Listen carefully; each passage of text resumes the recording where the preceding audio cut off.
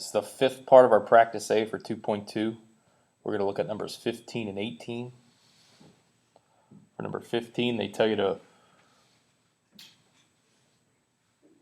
rewrite the definition as an if-then statement, write the converse of the if-then statement, and then write the definition as a biconditional. So when you look at number 15, it's stated like the second form. If is in the middle. You have red if blue. So you need to change it where you have if blue, then red. So your conditional means the same thing as this. The conditional says this: if the sum of two angles measure 90, then they are complementary. The converse may not mean the same thing.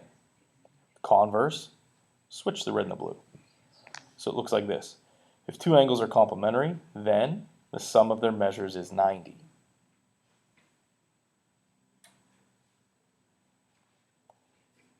If the sum of two angles measure 90, then they are complementary. That's a true statement.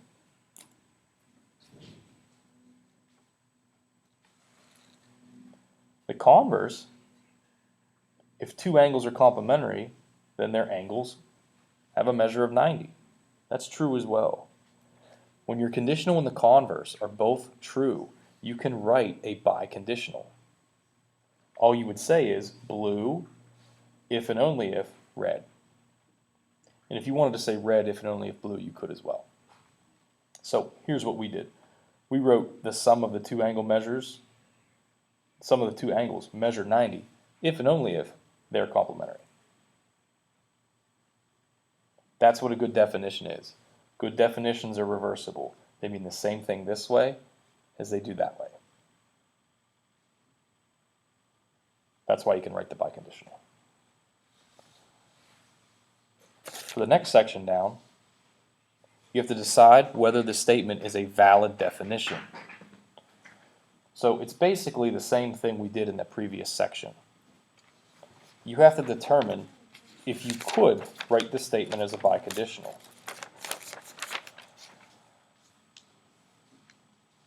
So in number 18, you have if blue, then red.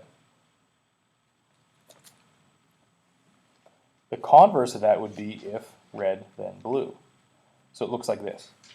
If a polygon is regular, then it is both equilateral and equiangular. Is this a good definition? Well, let's look at that conditional. If you have a polygon that's equilateral and equiangular, then the polygon is regular. That's a true statement. Converse, if a polygon is regular, then it's both equilateral and equiangular. That's true as well. If your conditional and your converse are both true, then this definition is reversible, so it is a valid definition.